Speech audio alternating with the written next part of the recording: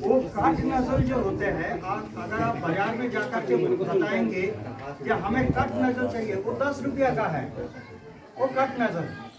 ये काट नजल से अगर आप छिड़काव करेंगे तभी आपको वो खरपतवार नियंत्रण होगा, नहीं तो नहीं होगा। काट नजल देना पड़ेगा, उसको इंग्लिश में बोलते हैं फ्लैट फैन नजल और फ्लैट जेट नजल, लेकिन किसान आम भाषा में बोलते हैं काट नजल। काट, ये नोजल में एक काट है, ये फुहारा टाइप का नहीं है, एक काट है। आप देखिए बीच में एक काट है, एक तरीका हो गया नोजल जिसमें आप स्प्रे कर रहे हैं।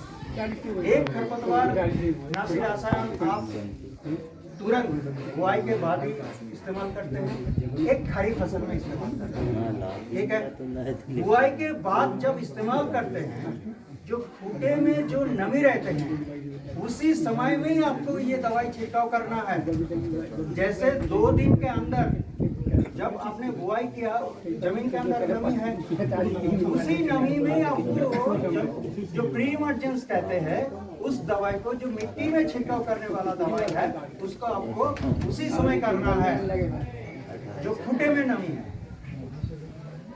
एक चीज आप मान करके चलिए, जो जमीन में इस्तेमाल करने वाला जो रसायन है वो अगर खड़ी फसल में आप उसका छिड़काव करेंगे लाभ आपको नहीं मिलेगा।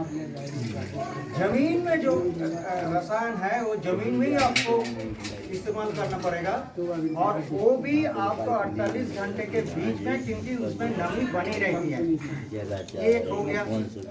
दूसरे हो गया खड़ी फसल में।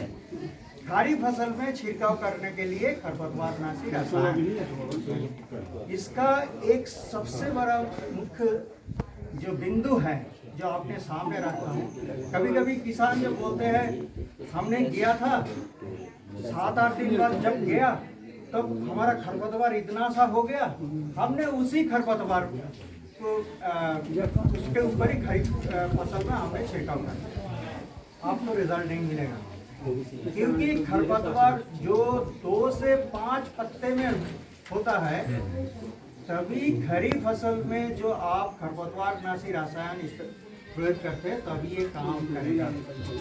अगर वो 8 पत्ते, 10 पत्ते, 15 पत्ते में चला जाएगा, उसके ऊपर काम नहीं होगा। और एक चीज मान लीजिए, अगर खरी फसल में आप खरी फसल में जब भी खरपतवारनाशी रसायन इस्तेमाल करेंगे तभी उसमें नमी होना चाहिए। अगर उसमें नमी नहीं रहेगा, खरपतवारनाशी रसायन काम नहीं करेगा। आपको